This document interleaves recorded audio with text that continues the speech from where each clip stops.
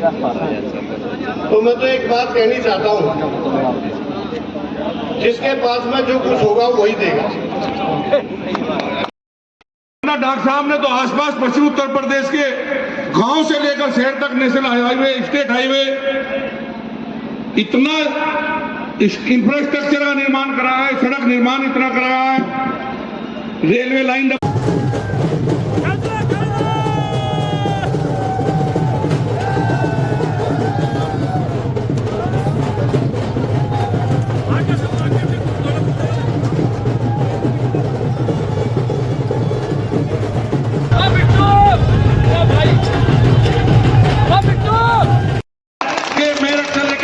Railway line जो इस बुढ़ाना से होकर गुजरेगी, वो जल्दी से जल्दी कैसा बनेगा, सोच हमारी आज।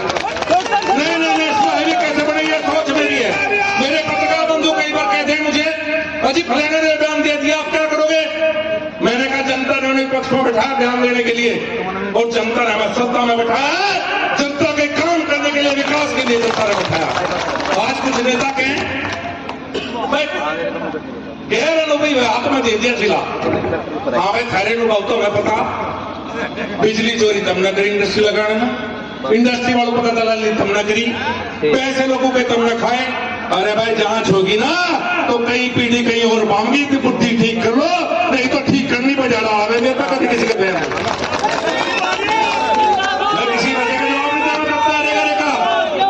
ये जो छड़ के पड़ रहे ना, ये जो मलिक साहब कहते पुराने नेता, कब्र में से निकल के कुछ सीट आ गई जिले में, और ये भी जाति धर्म के नाम पर तोड़ के आ गई। इन्होंने लगा बस थारे बढ़िया दिन आ गए, थारी दलाली की दुकान बैठ सकेगी। यो जिला बदल गया, ये जिला विकास चाहता है, ये क्षेत्र विकास चाहता है सारा का सारा। यहाँ भारतीय जनता पार्टी की सरकार है और योगी जी का बुलडोजर भी है, बहन ना क्यों? बिल्कुल व्यक्तिगत किसी बात पर तरफ नहीं लगाना चाहता मैं, हम नीतियों की बात करते हैं, वो व्यक्तिवाद की बात करते हैं, क्योंकि हमारी सरकार के खिलाफ बोलने के लिए उनके पास कोई शब्द नहीं है। चाहे केंद्र की सरकार हो, चाहे प्रदेश की सरकार हो, ना जातिवाद की बात है, ना मेरे प्रधानमंत्री की कोई जाति है और ना मेरे मुख्यमंत्री की कोई जाति है। हम जातियों में बंटवारा नहीं करते, ना जातियों में वो करते। मैं एक बात और कहना चाहूंगा, देश विदेश की बाहर की बात नहीं करता बहुत ज्यादा। आज मोदी जी देश के प्रधानमंत्री है, हमारे पड़ोस के क्या देशों का क्या हाल है? आज पाकिस्तान किस गर्त में जा रहा है? आज श्रीलंका डूब गया, पता नहीं कितने लोगों को पता नहीं पता तुम्हें। श्रीलंका दिवालिया हो गया और पाकिस्तान दिवालिया होने के कगार पे है। और क्यों भारत तरक्की कर रहा है? क्यों भारत तरक्की कर रहा है? क्योंकि भारत में आप लोगों ने ऐसे बेईमानों को सबको काट दिया। जैसी बेईमान राजनीति आती है तो देश को बर्बाद करने वाली राजनीति करते हैं। मैं सच बता रहा हूं। और किसान की बात बहुत करें भाई, किसान की बात बहुत करें भाई। हमें तो आपने 2014 में सरकार दिलवा दी। मुझे तो कई बार की बात सुन कैसा लगे कि 2014 से पहले सारे किसान हेलीकॉप्टर से छिड़काव करते हो जाता भाई, कैसा लगे जिनकी बात सुन? अरे 65-70 साल का राज मिला। ये जो पार्टी है कांग्रेस में हिस्सा मिली रहती थी। 2014 में मैं सांसद बना। 2014 से पहले केंद्र की सरकार कांग्रेस में थी, यहाँ सपा की सरकार थी। और कौन कौन भागीदार थे पूछो? 22,000 करोड़ का बकाया उत्तर प्रदेश का था, और इस पूरे जिले में कितना बकाया था कहने की जरूरत नहीं। सीतावी शुगर मिल में हुआ, अब एक मिल बीमार है, इसका भी इलाज करेंगे। बसाने वाले का तावड़ा इलाज करूंगा, चिंता ना करो, बहुत जल्दी इसका भी इलाज होगा। 8 में से 7 शुगर मिल का पेमेंट टाइम पे है, 14 दिन में 8वें का इलाज करेंगे। जो सीतावी का करता है इसका भी इलाज होगा। और ये जो बाहर धरना देके कुछ राजनीतिक दल टेंट लगा के सीतावी शुगर मिल से मांगना करते ना पैसे, मेरे पे सारा हिसाब है। मरता हुआ सिद्धार्थ श्रीराम सारा हिसाब देगा, कौन दलाली के रूप में कितने लेके जा करता, मेरे पे सारा रिपोर्ट है। कहना नहीं चाहता मैं उनके बारे में। जब मैं मंत्री बना, केंद्र में कृषि राज्य मंत्री था, 22,000 करोड़ रुपए का बजट था जी पूरे साल में देश का। 22,000 करोड़ पता होना चाहिए आपको। और अब मंत्रालय पशुपालन अलग हुआ। इस साल केंद्र का कृषि मंत्रालय का बजट 1,25,000 करोड़ है, और 10,000 करोड़ है पशुपालन मंत्रालय का। 22,000 से बढ़ के 1,35,000 करोड़ बजट है। 2014 में 45,000 करोड़ फर्टिलाइजर मिनिस्ट्री का बजट था। जो फर्टिलाइजर पे सब्सिडी मिलती है 45,000 करोड़ का बजट था। इस साल 1,75,000 करोड़ का बजट है। 45 से बढ़ के 1,75,000 करोड़ की सब्सिडी मिल रही है। और आज इस मंच के माध्यम से हमारी सबसे बड़ी डिमांड मांगने के लिए माननीय मुख्यमंत्री योगी आदित्यनाथ जी का धन्यवाद करता हूं कि पश्चिम उत्तर प्रदेश की बहुत बड़ी मांग कि निजी नल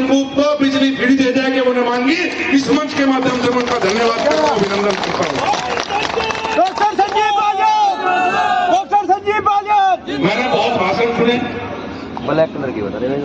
मैंने सुना कि बुढ़ाना ब्लॉक प्रमुख जो मलिक साहब ने सारी बात बता दी, उसका नहीं कहना चाहते कि एक बुजुर्ग महिला है, उन्हें हटाया गया, उसका दुख हमें भी है। पर वो प्रमुख थी क्या?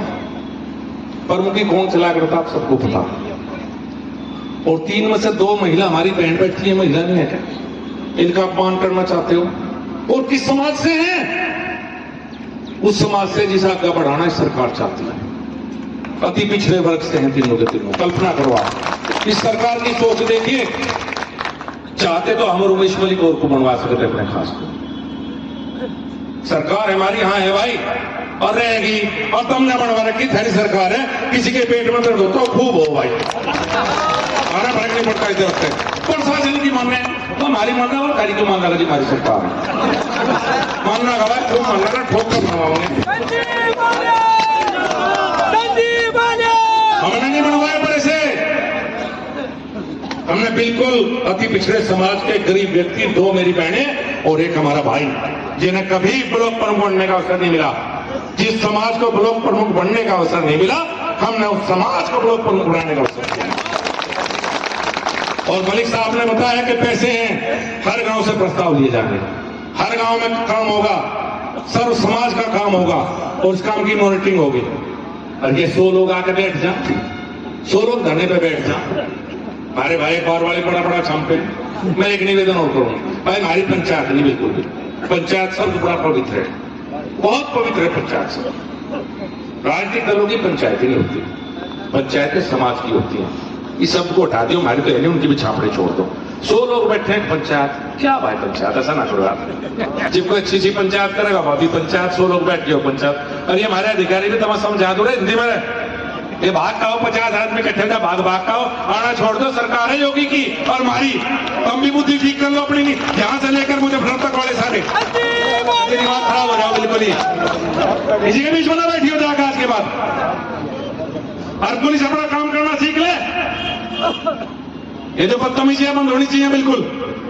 सारे सुन लो नीचे तो मुझे तक के, और प्रशासन यहाँ का भी सुन लो। ये नहीं चलेंगे योगी जी के राज में, ये भारतीय जनता पार्टी का राज है।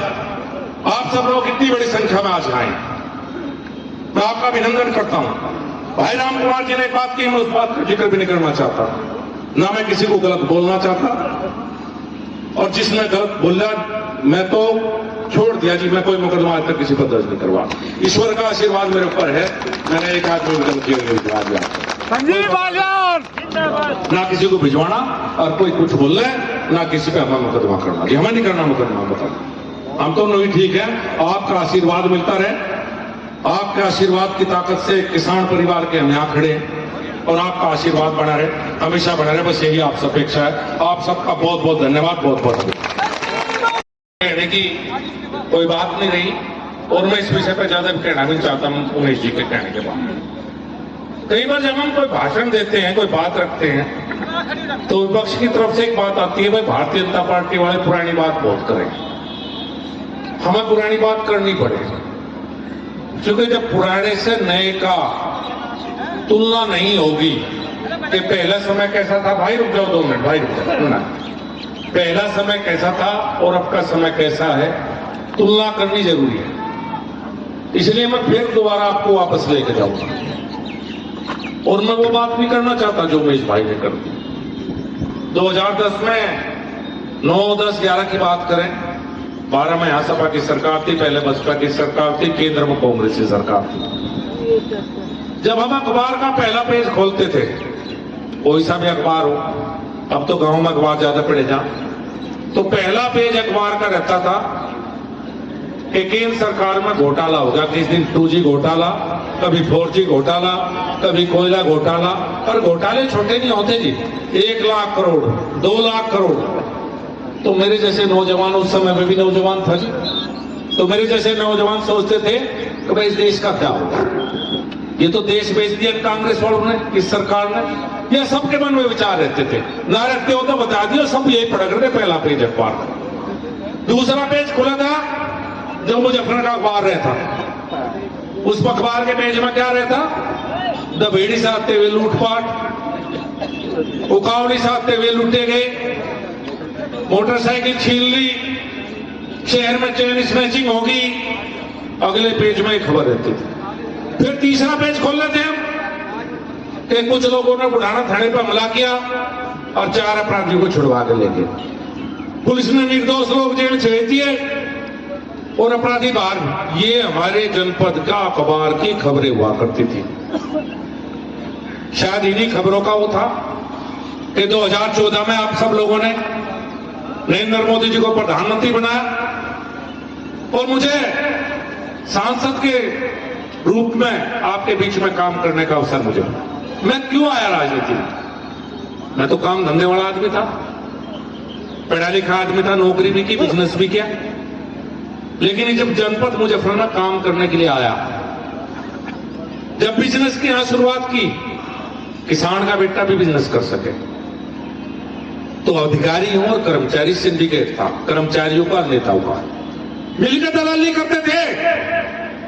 इसीलिए मैं विधायक और सांसद और सरकारी अधिकारी, इतनी इंडस्ट्री, इसीलिए मैं आप पूछ के देख लो किसी से, इंडस्ट्री में किस इंडस्ट्री में छापा लगना है, किसका लाइसेंस कैंसिल होना है, और आधा बंटवारा यहां के जिले के नेता और अधिकारी क्या करते थे। मैं भी तरसता उस बात से। मैंने सोचा इस जिले में तो राजनीति का मतलब यही है कि मुकदमे लगवाओ और दलाली करो।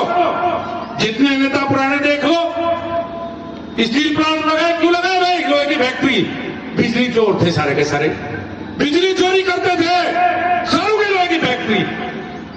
और भाई सरकार बल की क्यों बंद होगी? पैसा रुकी, एक नेता की फैक्ट्री नहीं चल रही, नहीं चल रही, बिजली चोरी बंद होगी। ये धंधे थे नेताओं के।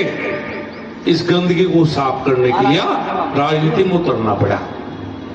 इतने प्रधान बैठे हैं, हर जाति हर समाज के प्रधान यहां पर मौजूद हैं। उनमें हिंदू के हैं, मुस्लिम भी हैं। क्यों नहीं बचते? दे जाते भाई सारे। और पहले जिले में क्या था? यहां नेताओं के घरों पे, प्रधानों के और राशन डीलरों के बस्ते टकते थे, बोली लगती थी यहां पे। अब हमारे में विरोध में भी है बहुत, क्यों नहीं टक रहे भाई बस्ते? हर प्रधान अपने गांव का सांसद है, हर जिला पंचायत सदस्य अपने क्षेत्र का सांसद है, और हर ब्लॉक प्रमुख अपने क्षेत्र का सांसद है। इस तरह की व्यवस्था भी जनपद में, कोई किसी को परोग नहीं झाड़ता जी। ये पश्चिम उत्तर प्रदेश के हालात थे जी, जो मैं आपको बताए। 2014 में सरकार बनी, और मैं एक बात याद करवाऊंगा आपको। समाजवादी पार्टी की सरकार थी, एक बहुत बड़ी पार्टी के बहुत बड़े नेता मुजफ्फरनगर से पैदल यात्रा करते हुए शामली गए थे। क्यों गए थे? 2-2 फुट के गड्ढे भरवाने के लिए पैदल यात्रा करनी पड़ती। हालत इस जिले में सड़कों की थी।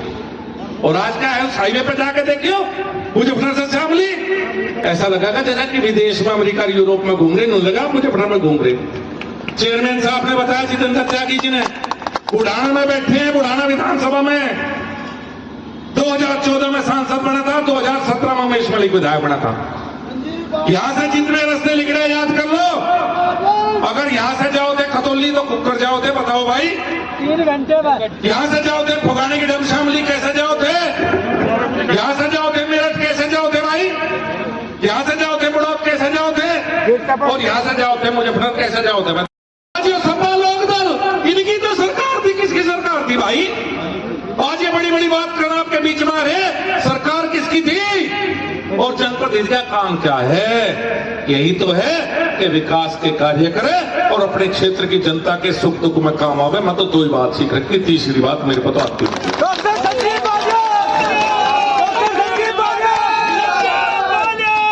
तो पहले जनप्रतिनिधियों की सोच में, हमारी सोच में है भाई फर्क। हम मोदी योगी के दौर के नेता हैं साहब। जहां ईमानदारी सिखाई जा, जहां भ्रष्टाचार की बात नहीं होती है राजनीति में, जहां सिर्फ जनता के हित में काम की और गरीब के लिए काम करने की बात होती है।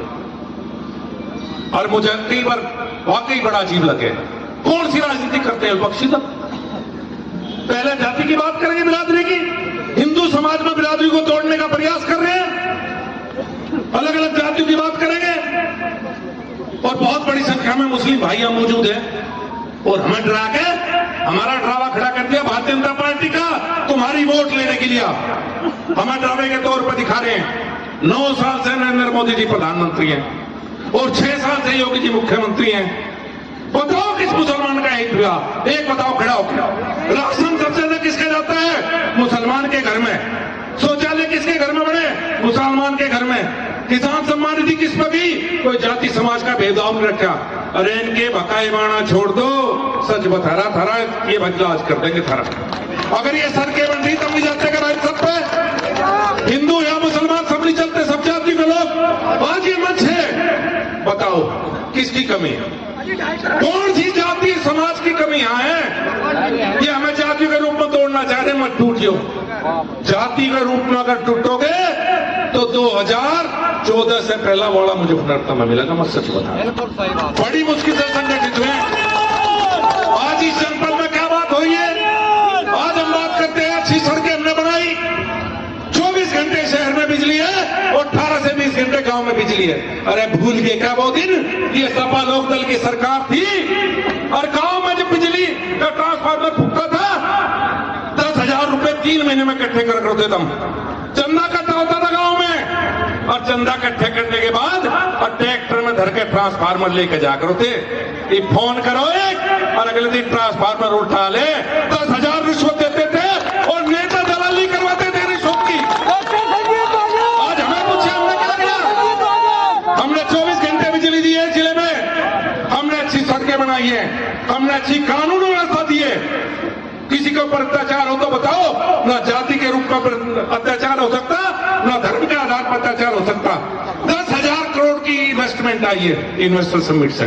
10,000 करोड़ की जिले में फैक्ट्री लगेंगी। और पहले क्या स्थिति थी? अरे फैक्ट्री वाले भाग्य थे छोड़ छोड़ के जिले में। नौकरी किसके बालक करेंगे? मजदूर का बच्चा करेगा, किसान का बालक नौकरी करेगा। और ये इंडस्ट्री भगा दी थी, बड़ी मुश्किल से 9 साल में मना के लाए।